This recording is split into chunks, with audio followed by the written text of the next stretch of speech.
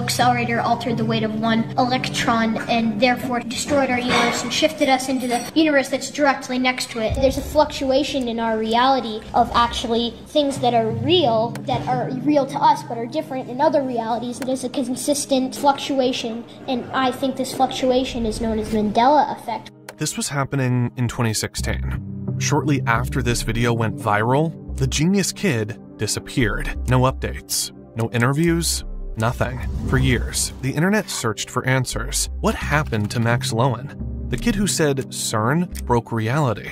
What you're about to hear next will change how you see everything. Just keep in mind, in 2008, CERN launched the Large Hadron Collider, and in 2009, people started noticing something strange.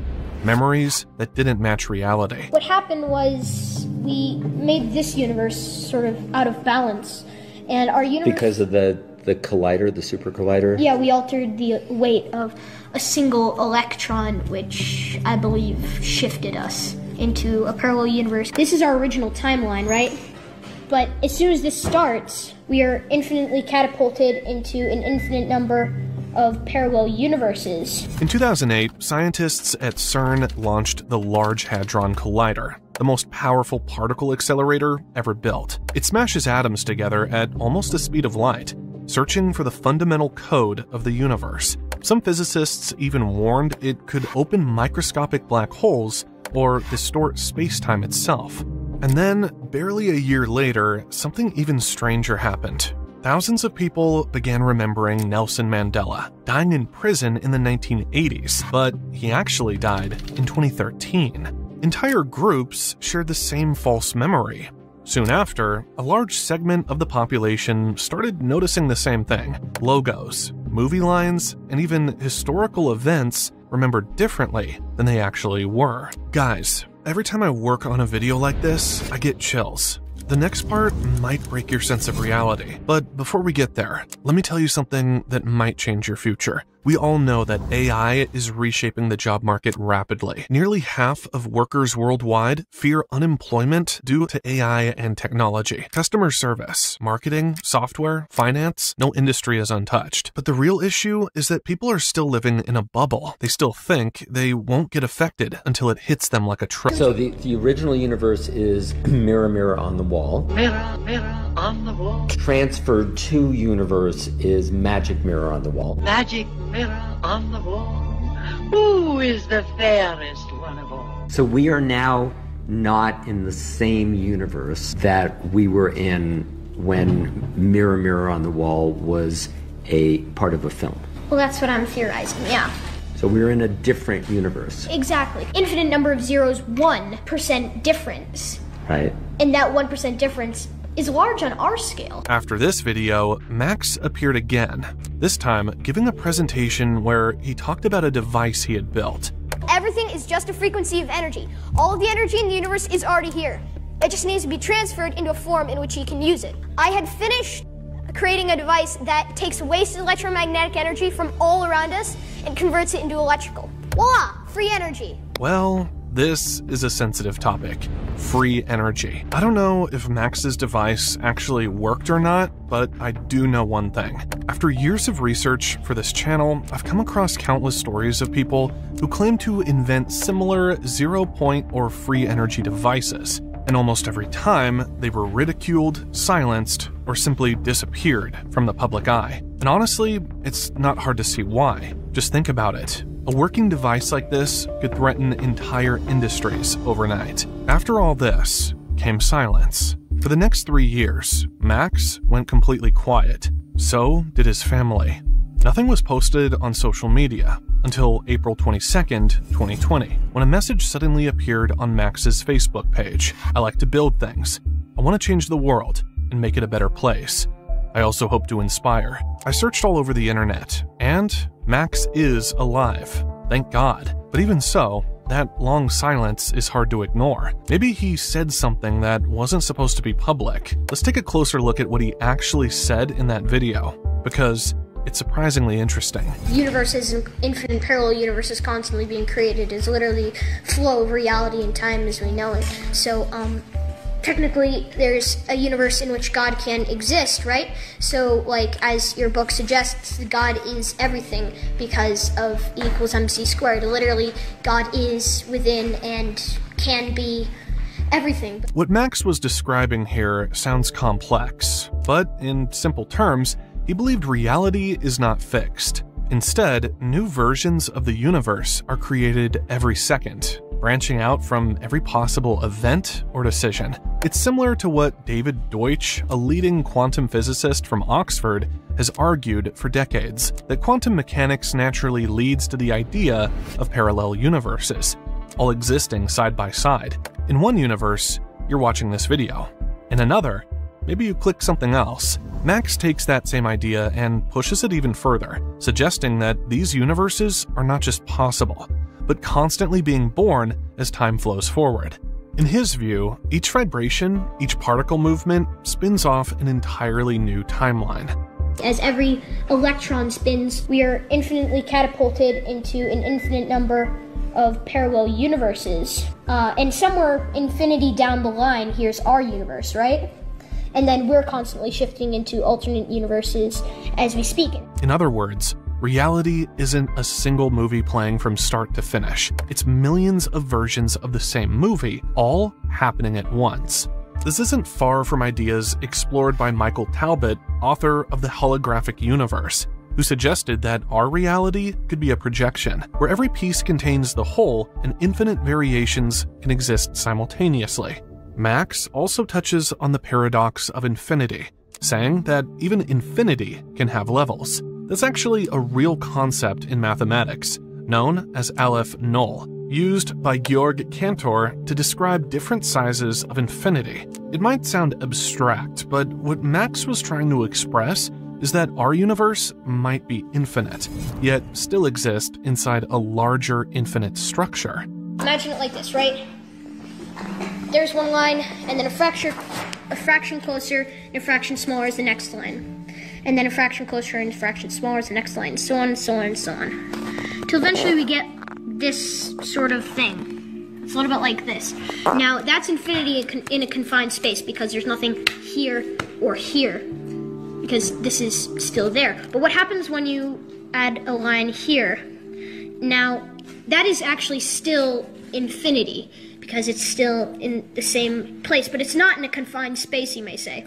He was only 13, yet somehow describing the same mathematical paradoxes physicists and philosophers have debated for over a century. And considering that there is an infinite number of vibrations and therefore an infinite number of realities within our dimensional space, or I guess altered dimensional space, considering that they're either higher or lower, still in the same confined space, there is an infinite number of parallel realities with an infinite number of parallel dimensions that actually can create a powerful or a less powerful form of God equals MC squared as we know it. He describes a structure where many universes exist side by side, all slightly different from ours. Each small event creates another version of reality.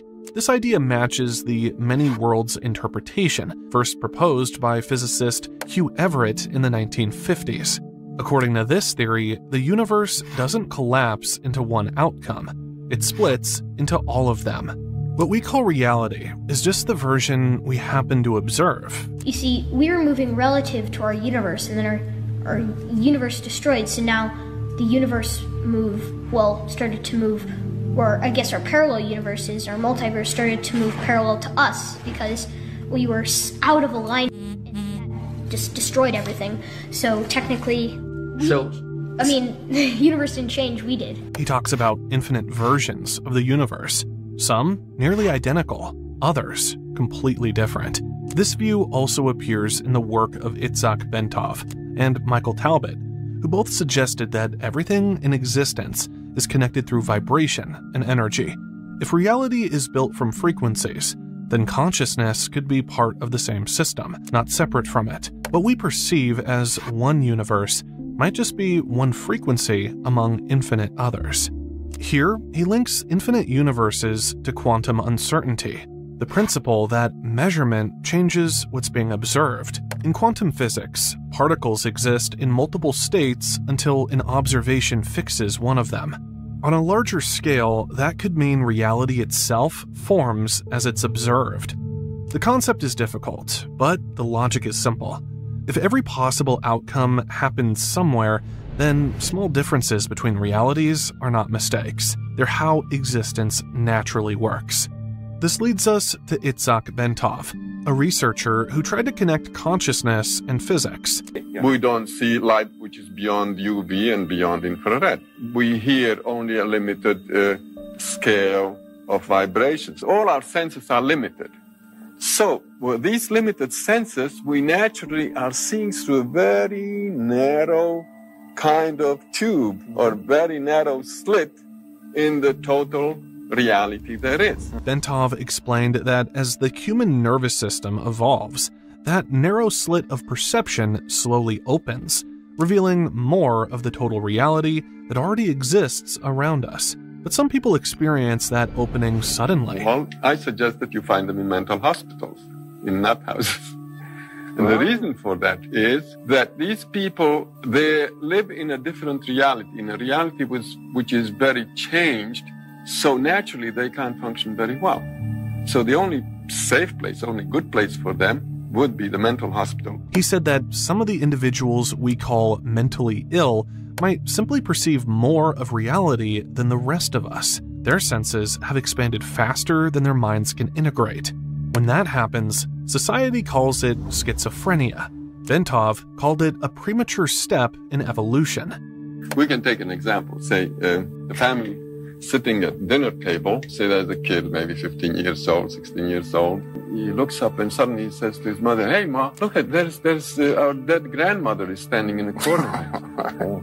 Mother looks around and says, "No." And she says, "Well, kiddo, there's something wrong with you. You need help.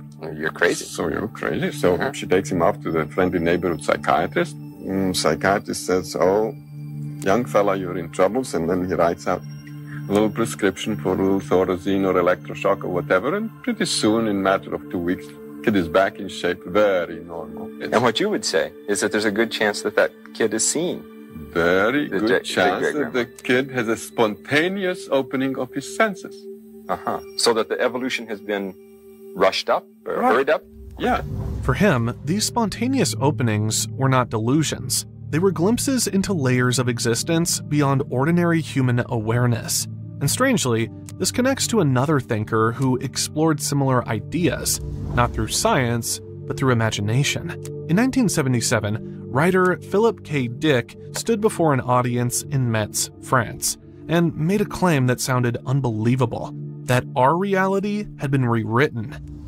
A change had been made, but not in our present, had been made in our past.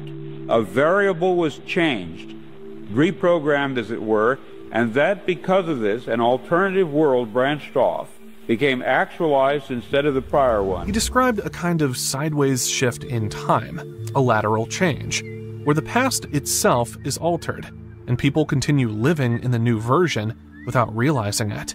We are living in a computer-programmed reality, and the only clue we have to it is when some variable is changed and some alteration in our reality occurs. At the time, no one knew what he meant. But today, his words sound like an early description of what people call the Mandela effect. Let me present you with a metaphor. Let us say that there exists this very rich patron of the arts. Every day on the wall of his living room above his fireplace, his servants hang a new picture. Each day a different masterpiece, day after day, month after month. Each day the used one is removed and replaced by a different and new one. I shall call this process change along the linear axis. But now let us suppose the servants temporarily running out of new replacement pictures. What shall they do in the meantime? They can't just leave the present one hanging.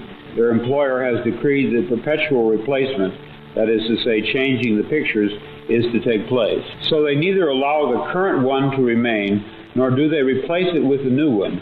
Instead, they do a very clever thing. When their employer is not looking, the servants cunningly alter the picture already on the wall. They paint out a tree here, they paint in a little girl there, they add this, they obliterate that. They make the same painting different and in a sense new, but as I'm sure you can see, not new in the sense of replacing it. The employer enters his living room after dinner, seats himself facing the fireplace, and contemplates what should be, according to his expectations, the new picture. What does he see? It certainly isn't what he saw previously. But also, it isn't somehow. I seem to remember a tree, though, and there is no tree. It's strange how this always seems to happen. Someone talks about parallel realities, about time being rewritten, about the universe not being what it seems, and then suddenly, they vanish. Some die young, some disappear completely, others just fade from the internet as if they never existed. Maybe it's coincidence, maybe it's something else, but it makes you wonder, what if they were right all along? What if reality really does shift? And the only reason we don't notice is because we're already living in the new version.